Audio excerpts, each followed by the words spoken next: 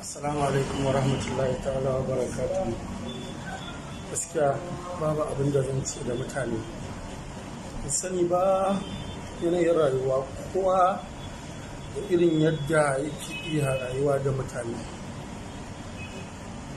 Waya, text message, DM, comment, na rasa yadda zan yi in ba kowa da kowa amsa akan ƙaunar da kuka nuna min ta wannan abin alheri da ya same ni.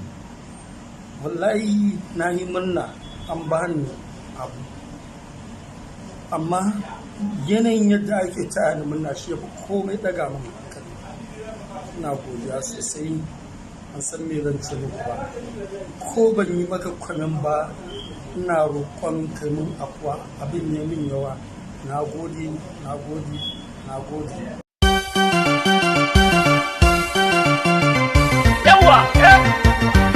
Zagon maka ba da kiran gangar 2-0 kenan.